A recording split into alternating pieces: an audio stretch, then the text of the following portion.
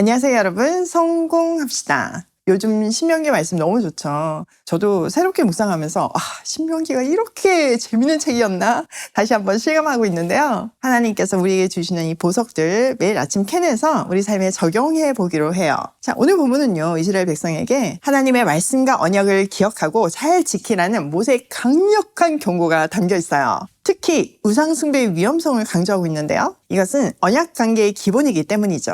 하나님은 우리와의 관계를 중요하게 생각하시잖아요. 자, 이렇게 말씀을 지키는 것은 이스라엘의 정체성과 삶의 근본이었어요.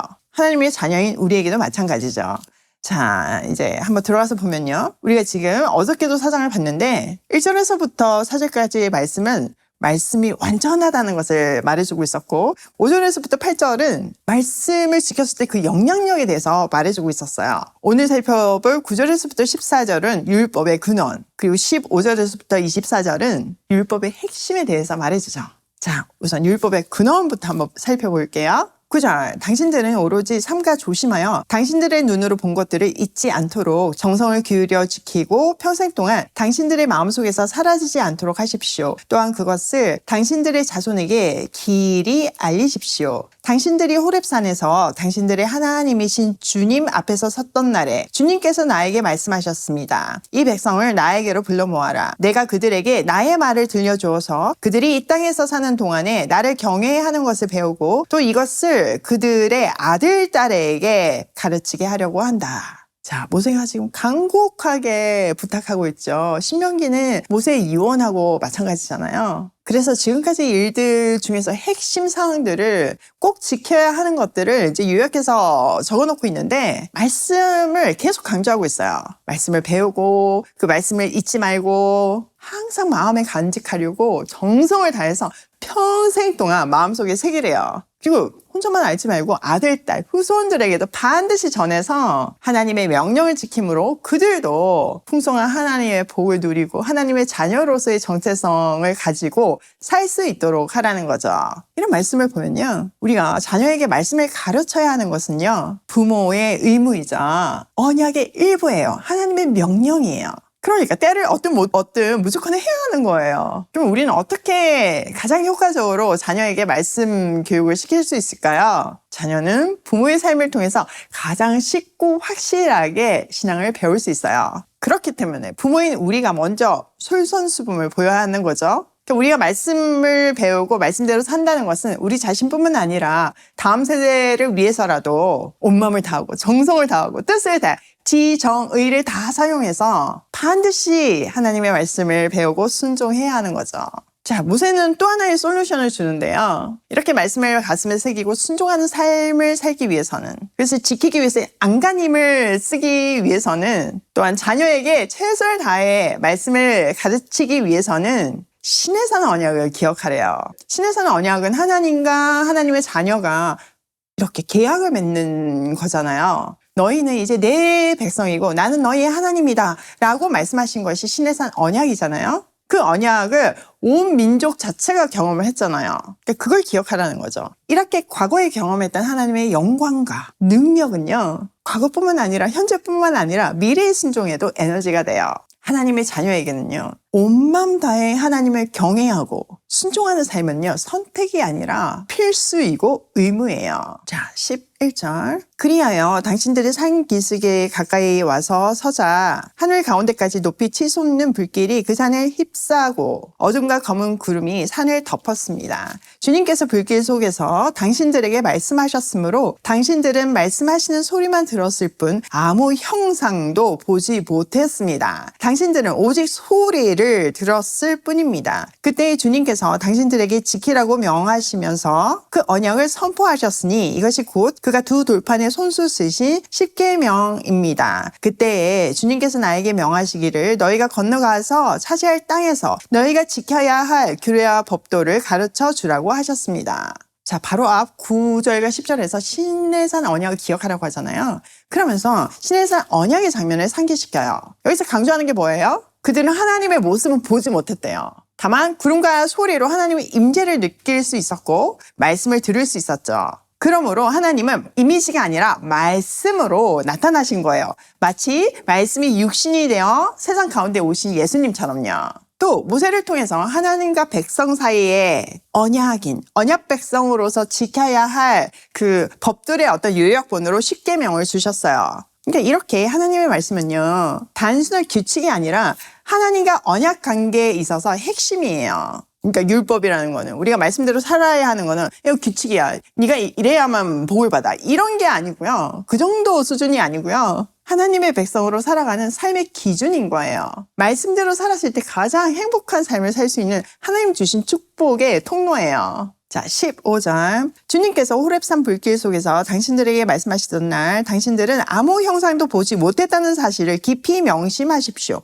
다시 한번 강조하고 있죠. 남자의 형상이든지 여자의 형상이든지 당신들 스스로가 어떤 형상이라도 본떠서 새긴 우상을 만들지 않도록 하십시오. 우상을 만드는 것은 스스로 부패하는 것입니다. 땅 위에 있는 어떤 짐승의 형상이나 하늘을 날아다니는 어떤 새의 형상이나 땅 위에 기어다니는 어떤 동물의 형상이나 땅 아래 물속에 있는 어떤 물고기의 형상으로라도 우상을 만들어서는 안 됩니다. 눈을 들어서 하늘에 있는 해와 달과 별들, 하늘의 모든 천체를 보고 미혹되어서 절을 하며 그것들을 섬겨서는 안 됩니다. 하늘에 있는 해와 달과 별과 같은 천체는 주 당신들의 하나님이 이 세상에 있는 다른 민족들이나 섬기라고 주신 것입니다. 그러나 당신들은 주님께서 용광로와 같은 이집트에서 건져내셔서 오늘 이렇게 자기 소유로 삼으신 백성입니다. 자, 10계명 중에 첫째 계명이자 신앙의 근본인 우상 숭배를 강하게 금지하고 있어요. 왜 우상 숭배를 하면 안 될까요? 쉽게 얘기하자면 성경 곳곳에 하나님과 하나님의 백성의 관계를 뭘로 표현하나요? 네, 맞아요. 결혼이라고 말하고 있어요. 또 요한계시록이 어린 양의 혼인잔치로 마무리가 되잖아요. 그러니까 이 성경은 거대한 웨딩 스토리로 볼 수 있죠. 많은 학자들이 신의 산 언약 장면을 하나님과 이스라엘의 결혼식이라고 말하잖아요. 자, 이렇게 결혼 언약이 맺어졌으니까 남편과 아내로서 서로에게 지켜야 하는 규칙과 의무가 있는 거예요.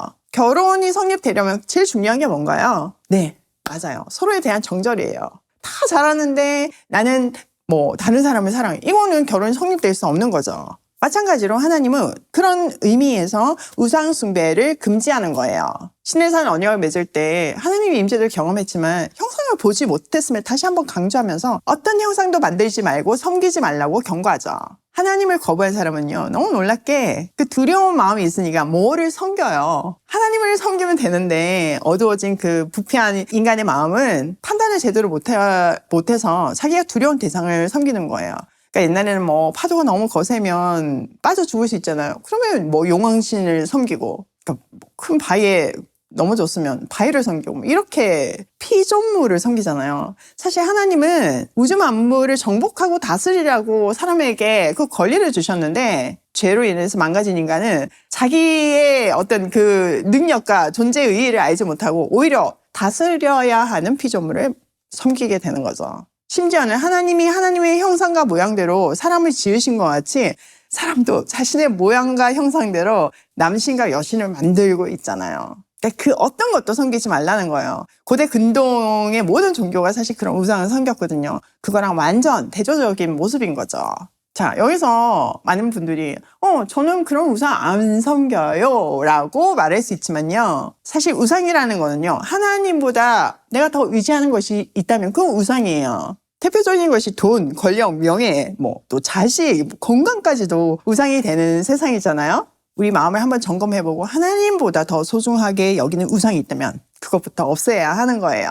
자, 21절. 주님께서는 당신들 때문에 나에게 분노하셨습니다. 그래서 내가 요단강을 건너가지 못하게 하신 것이며 주 당신들의 하나님이 당신들에게 유산으로 주시기로 하신 그 아름다운 땅에도 들어가지 못하게 하겠다고 맹세하신 것입니다. 나는 이 땅에서 죽을 것이므로 요단강을 건너가지 못하겠지만 당신들은 건너가서 그 좋은 땅을 차지할 것입니다. 당신들은 주 당신들의 하나님이 당신들과 세우신 언약을 잊지 말고 지켜야 합니다. 그리고 주 당신들의 하나님이 당신들에게 금하신 대로 어떤 형상의 우상도 만들어서는 안 됩니다. 주 당신들의 하나님은 삼키는 불이시며 질투하는 하나님이십니다. 자, 모세는 자신이 가나안 땅에 들어가지 못하는 이유를 언급하면서 백성들에게 순종이 얼마나 중요한지 그 경고의 메시지를 다시 한번 전해요.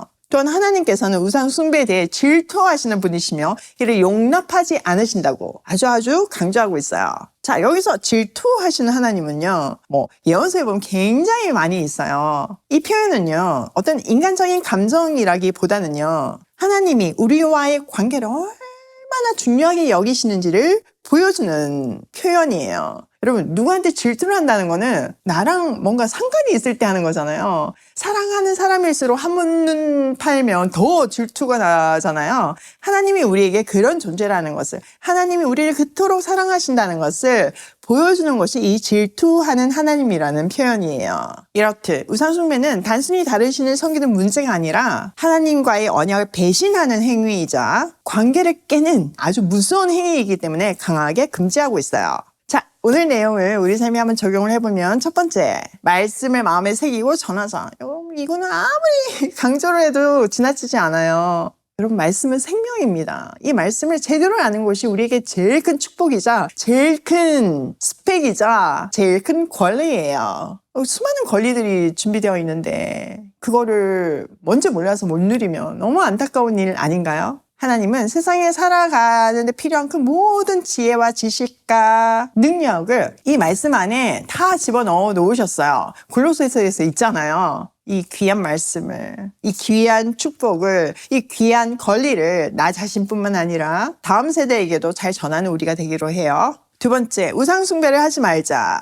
눈에 보이는 형상뿐만 아니라 하나님보다 더 사랑하는 모든 것이 우상이에요. 내 마음을 잘 점검해서 우상을 다 제거하는 우리가 되기로 해요. 세 번째, 말씀은 우리 삶의 축복의 열쇠이다. 말씀으로 안 열리는 게 없어요. 그러므로 하나님의 말씀을 지키는 것은 우리의 정체성을 지키는 것이고 그 주신 축복으로 세상에 하나님의 영광을 드러내는 방법이에요.